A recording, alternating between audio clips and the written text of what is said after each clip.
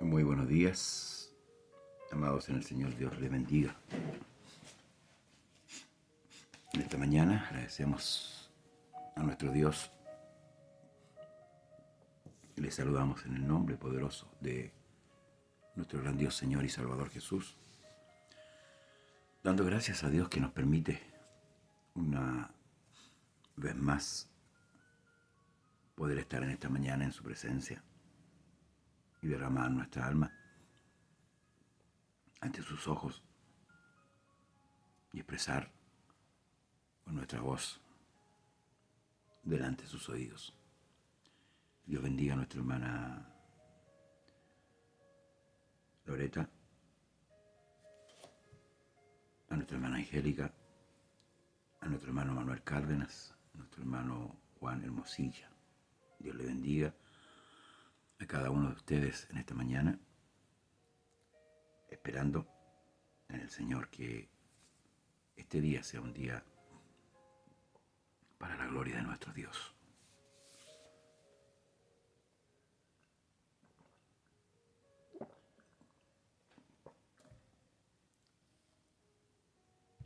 El día de ayer nos reunimos en el lugar de Vida Nueva, nos sentamos a la mesa del Señor, pudimos recordar una vez más ese sacrificio que fue hecho en el Calvario, que nunca debemos olvidar, que si no hubiera sido por eso, usted ni yo hubiéramos estado delante de la presencia del Señor. El día sábado concluimos el capítulo 1 del libro de Juan y hoy vamos por el capítulo 2. Y dice en el nombre de Jesús, al tercer día se hicieron unas bodas en Caná de Galilea y estaba allí la madre de Jesús. Y fueron también invitados a las bodas Jesús y sus discípulos. Y faltando el vino, la madre de Jesús le dijo, ¿no tienen vino? Jesús le dijo, ¿qué tienes conmigo, mujer? Aún no ha venido mi hora. Su madre le dijo a los que servían, haced todo lo que os dijere. Y estaban allí 6 tinajas de piedra para agua, conforme al rito de la purificación de los judíos, en cada una de las cuales cabía 2 o 3 cántaros. Jesús le dijo, llenad estas tinajas de agua, y las llenaron hasta arriba. Entonces le dijo, sacad ahora y llevadlo al maestresala, y se lo llevaron. Cuando el maestresala probó el agua hecha vino, sin saber él de dónde era, aunque lo sabían los sirvientes que habían sacado el agua, llamó al esposo y le dijo, todo hombre sirve primero el buen vino, y cuando ya ha bebido mucho, cuando ya han bebido mucho, entonces el inferior, mas tú has reservado el buen vino hasta ahora. Este principio de señal hizo Jesús en Caná de Galilea y manifestó su gloria, y sus discípulos creyeron en él. Después de esto descendieron a Capernaum, él, su madre, sus hermanos y sus discípulos, y estuvieron allí muchos días. Estos primeros 12 versos nos relata el escritor Juan que fue la primera señal que Jesús hizo. Y la hizo en este lugar llamado Caná de Galilea, en unas bodas. Se había acabado el vino, de acuerdo a la costumbre de los judíos. Esto no podía ser.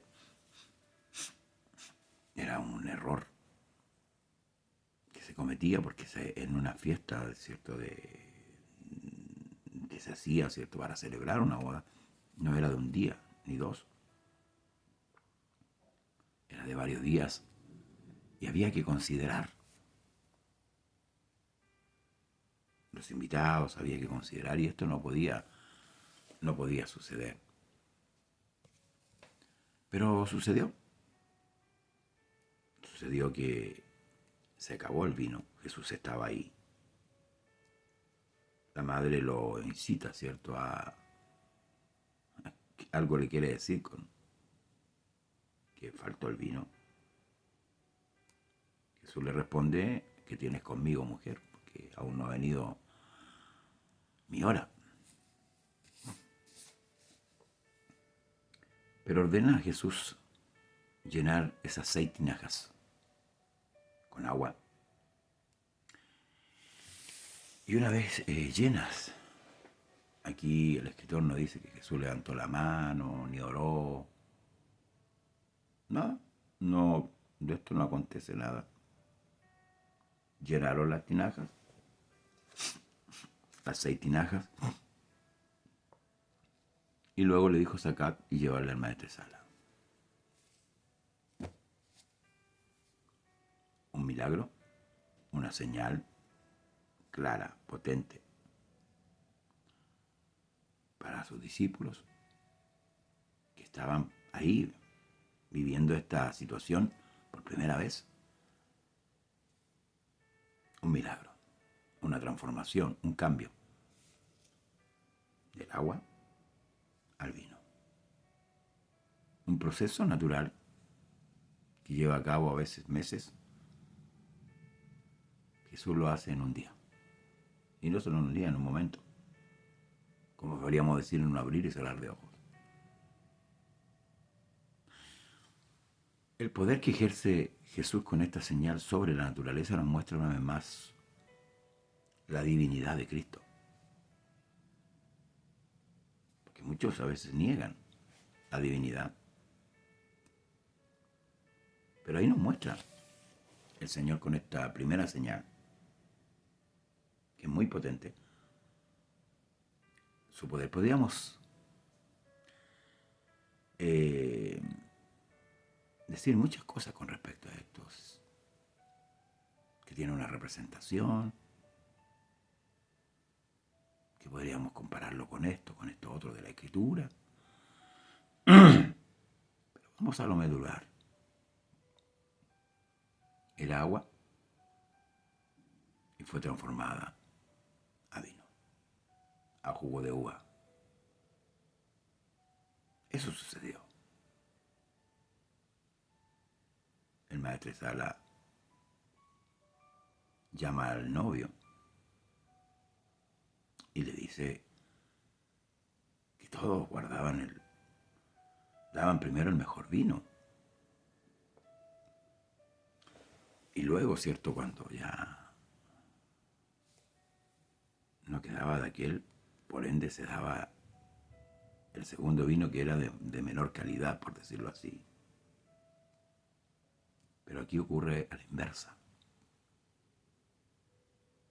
Pero era para mostrar en esta señal quién era Jesús. Y concluye el escritor. Dice que este principio de señal hizo Jesús en Caná de Galilea y manifestó su gloria, y sus discípulos creyeron en él. Es que hay una cualidad de nosotros, los seres humanos, que si no vemos, no creemos. A veces hablamos de Tomás, el cual le dice a sus consiervos: si yo no viere las marcas en sus manos, ni metiere su dedo, si esto no es costado, no creeré. Pero es verdad que nosotros como hombres ciertamente necesitamos creer, y por eso que Jesús hizo muchas señales, muchos milagros. Porque si Jesús hubiera venido así, solamente a predicar el Evangelio, difícilmente el hombre se hubiera detenido a escuchar. Porque el hombre es tendiente a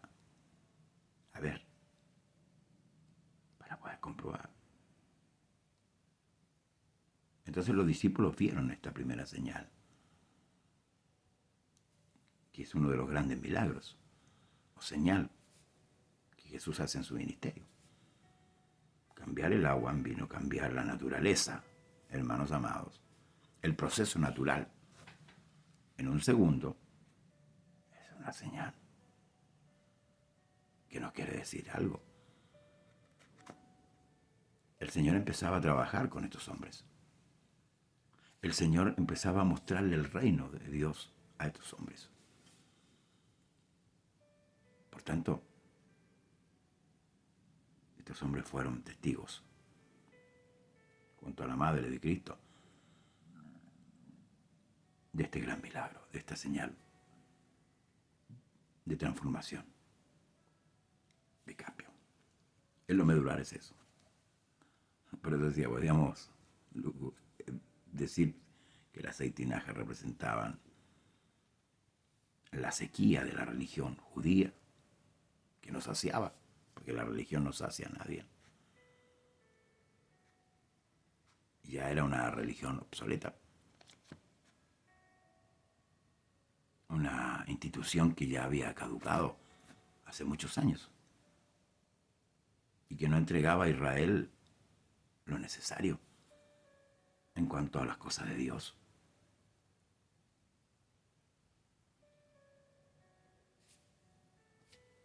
El vino que, como dice por ahí el proverbista, alegra el corazón del hombre. Este era un vino nuevo, un vino diferente. Y el que capta esto es el maestro Sala, el cual manda a buscar al novio para decirle que por qué hizo eso. Hizo lo contrario que todos hacen. Pero él no sabía de dónde provenía ese vino. Estaba cerca la Pascua de los judíos y subió Jesús a Jerusalén y halló en el templo a los que vendían bueyes, ovejas y palomas y a los cambistas allí sentados. Y haciendo un azote de cuerdas, echó fuera del templo a todos, y las ovejas y los bueyes, y esparció las monedas de los cambistas, volcó las mesas, y dijo a los que vendían paloma, quitad de aquí esto, y no hagáis de la casa de mi padre casa de mercado. Entonces acordaron sus discípulos que está escrito, el celo de tu casa me consume. Y los judíos respondieron, le dijeron, ¿qué señal nos muestras ya que haces esto? Respondió Jesús y les dijo, destruid este templo, y en 3 días lo levantaré. Dijeron luego los judíos, en 46 años fue edificado este templo, y tú en 3 días lo levantarás. Mas él hablaba del templo de su cuerpo. Por tanto, cuando resucitó de entre los muertos, sus discípulos se acordaron que habían dicho esto, y creyeron la escritura y la palabra que Jesús había dicho. Va al templo, ese templo que en el corazón de David fue ideado de hacer un templo para Dios. Pero Dios no está sujeto a eso. Sin embargo, Dios aprueba la noción de David, dejando que el templo sea edificado, pero no lo edifica David por su condición, ¿verdad? Y el Señor ordena que el hijo de David, llamado Salomón, construya este templo. Escuche bien, este templo fue consagrado para Dios. O sea, era un lugar donde supuestamente Dios habitaba, aunque sabemos que Dios habita en todas partes, porque es omnipresente. Nadie va a poder encerrar a Dios en un lugar. Es absurdo. Esto solamente lo advierte la mente del hombre. Porque Dios llena toda la tierra. Por conocimiento bíblico lo sabemos. Pero nació en el corazón de David el hacer un lugar donde el pueblo se reunía, donde el pueblo, cierto, iba y adoraba a Dios, donde el pueblo oraba. Y esto lo lleva a cabo Salomón, su hijo. Se consagró el templo, y lo podemos ver en el Antiguo Testamento. Fue una fiesta tremenda, donde los sacerdotes no podían ministrar porque la presencia del Señor estaba ahí. Fue glorioso. Fue glorioso. El hombre sentía que la presencia de Dios estaba en aquel lugar. Quizás es lo que sentimos muchas veces nosotros, en nuestros cultos. Cuando con mucha sinceridad y honestidad adoramos a Dios.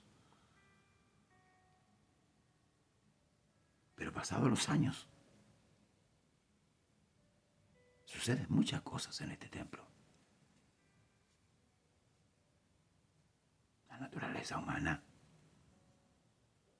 empieza a ser presa en este templo. Este templo que fue destruido y fue reconstruido, que fue saqueado. Era un templo especial. Pero cuando viene el Señor del templo, a quien el templo se le había consagrado para Él, escuche bien, para Él, ¿qué encontró ahí? Encontró que el templo se había ocupado para hacer negocio. Se vendían las ovejas, las palomas. Se cambiaba la moneda. Quiero explicar un poco este asunto. Como Dios determinó que la Pascua sea celebrada una vez al año, la Pascua era la celebración, la conmemoración de la salida de Egipto. Celebraban ellos la liberación, su independencia, de haber sido salido de la esclavitud a la tierra prometida, en cumplimiento a la palabra del Señor. Entonces se celebraba la Pascua. Y los judíos que estaban en la diáspora, esparcidos, ¿cierto?, por todo el mundo de aquel entonces, tenían que venir. Tenían que venir y tenían que presentar sacrificios, ¿cierto?, ofrenda por sus pecados. ¿Ya? Y aún no solamente en esa fiesta, sino que continuamente había que desangrar un animal por los pecados del hombre. Entonces se instaura un negocio. La autoridad religiosa de aquel entonces, Anás, Caifás y su séquito, instalaron un negocio. Vieron, como decimos nosotros hoy día, un nicho de mercado ahí. Vieron una entrada. Cambiar moneda por los judíos que venían del extranjero y que a la misma vez ellos podían comprar los animales ahí y no comprarlos en otro lado, no traerlos a ellos. Una comodidad. Y al hombre le gusta la comodidad. Así que fue aprobado. Y cayeron en el vicio. Entonces viene el Señor del templo y encuentra esta situación anómala. No estaba en los planes de David esto. ¿Cuánto pensó en el templo del Señor? El templo era consagrado para Él. Y solo para Él. Pero se distorsionó esta idea.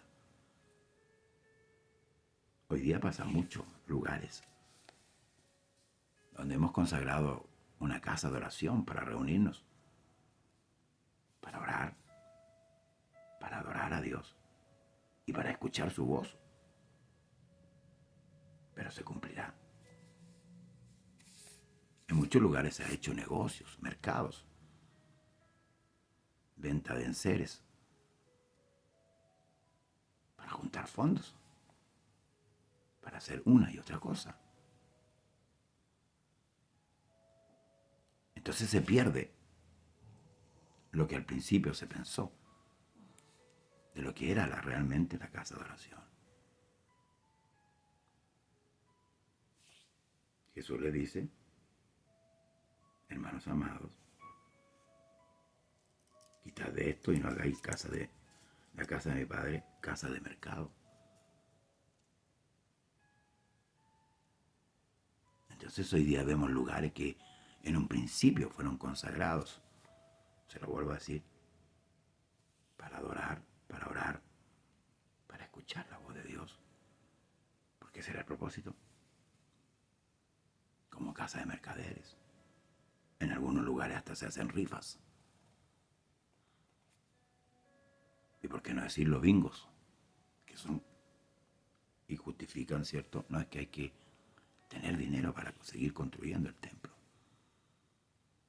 Venta de enseres. La Escritura no nos habla de eso. La Escritura no nos autoriza eso.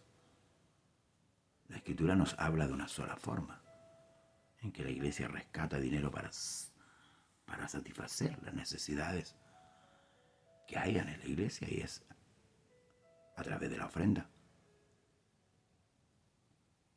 a través de un corazón dadivoso. Sí, un corazón que ofrenda dadiosamente. Por eso que Pablo dice, de cada uno como puso en su corazón, no por tristeza ni por necesidad. Pero no podemos hacer un mercado en la iglesia. La iglesia es un ente espiritual. El culto, la casa de oración, que es consagrado para ello, debe ocuparse para ello, para las cosas que son de Dios. No podemos transar en esto. La religiosidad judía cayó en esto, porque vieron una fuente de ganancia, una entrada económica que le iba a traer muchos réditos, mucha ganancia. Y esa casa, que fue consagrada en un tiempo, dejó de ser casa de Dios. Dejó de ser el templo de Dios, porque Dios así lo determinó. Hoy día hay muchos lugares donde se reúne mucha gente, pero ya Dios no está ahí, porque se hacen otras cosas y no lo que Dios ordena.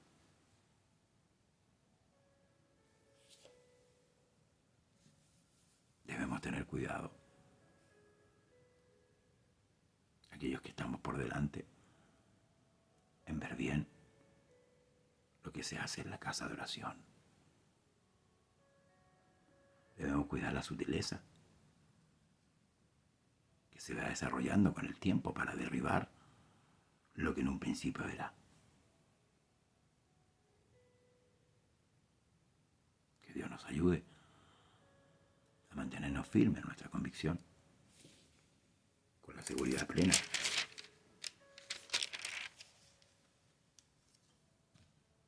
que la casa de Dios, que es casa de Dios y puerta del cielo, primeramente no podemos encerrar a Dios ahí. No se haga la idea de que Dios está encerrado ahí y cuando usted va, Dios está esperando ahí. No, Dios no está sujeto. Por eso que Pablo le aclara la idea a los griegos y les dice, Dios no habita en templos hechos por mano de hombre. Y cuando ocupa la palabra habita, habla de una constante. Ciertamente cuando nosotros vamos al culto, hacemos culto al Señor, Dios está ahí. Pero no quiere decir que cuando nosotros terminamos el culto a Dios, el Señor se queda ahí sentado en la primera banca, no sé, o en un sillón que nosotros podamos colocarle. Y nosotros nos vamos y el próximo culto va a estar Dios ahí esperando. No sale del templo. Esa es una imaginación humana. Él quiere retener a Dios en un lugar cuando el Señor lo llena todo. Por eso debemos tener cuidado. Concluye este capítulo 2 con estos 3 últimos versos que nos van a dar el pase al tercer capítulo, y vamos a lograr entender el por qué Juan escribe estos últimos 3 versos del capítulo 2. Escuchen. estando en Jerusalén en la fiesta de la Pascua, muchos creyeron en su nombre, viendo las señales que hacía. Esto sucedió ese día que el Señor, ¿cierto?, da vuelta a las mesas, echa fuera los animales. Podríamos decir, purificó el templo, limpió el templo. Jesús limpió el templo. Y no solamente hizo esto, hizo muchas señales. Porque en otros relatos bíblicos, muchos dicen, ¿y tú haces esto y qué señal haces? El Señor había sanado a muchos enfermos en aquel lugar. Había limpiado leprosos. Era una gran señal, similar a la primera señal que había hecho en Caná de Galilea. Pero eso es importante, hermano, hermana. Dios bendiga a nuestro hermano Humberto Fuentes. Por eso es importante ir paso a paso entendiendo la Escritura. Sí, Dios siempre tiene un fin. Mostrar su gloria para que el hombre crea. La religiosidad oponente en aquellos tiempos, el fariseísmo, se oponía y de una u otra manera trataba de acallar la voz de Jesús. Pero aunque Jesús no hablase, las señales que él hacía eran tan contundentes que hablaban por sí mismos. Por eso que el Señor dice, bueno, no me creáis a mí, pero por último creed por las obras. Sí, ese era el motivo de la señal, del milagro, del prodigio que podía hacer Cristo. Era para que ellos creyeran. Porque la única manera, como dije al principio, que el hombre creyera. Aquí dice que hizo muchas señales. Muchos creyeron en su nombre. Pero escuche bien, pero Jesús mismo no se fiaba de ellos porque conocía a todos. Y no tenía necesidad que nadie le diese testimonio del hombre, pues él sabía lo que había en el hombre. Ese es nuestro Dios, que conoce lo interior, que conoce lo más íntimo de nuestro ser. Muchos no podrán juzgar nuestras actitudes, juzgar nuestras palabras. Pero el que conoce el corazón, los pensamientos, los intentos, es solamente el Señor. Y esto nos da seguridad. Jesús hizo milagros. Muchos creyeron. Pero Jesús no se confiaba. Ni se fiaba. Ni tenía necesidad que le dijeran, mira, fulano, eres así, así. No. Él te conoce a ti, hermano. Él me conoce a mí.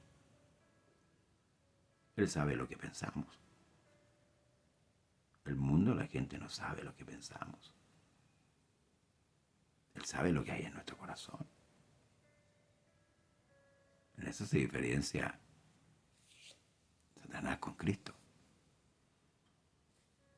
Que Dios es omnisciente. Y el diablo no.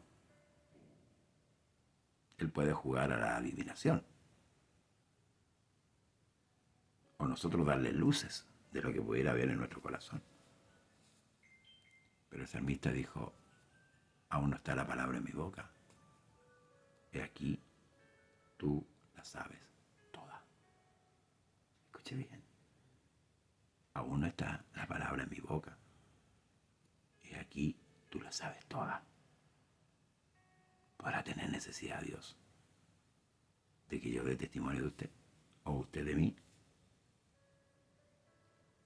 Dios nos conoce.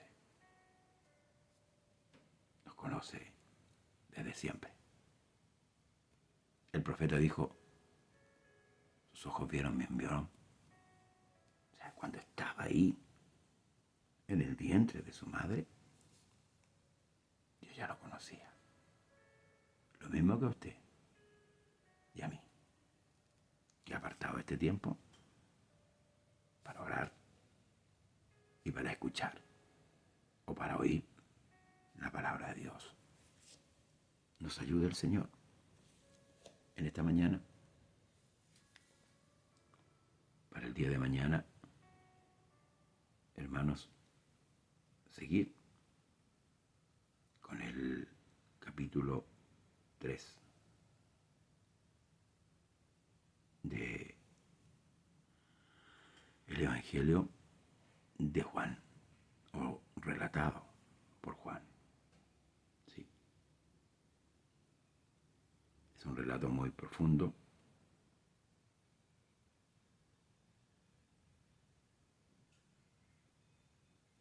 que Juan hace junto con los otros evangelistas, Mateo, Lucas y Juan.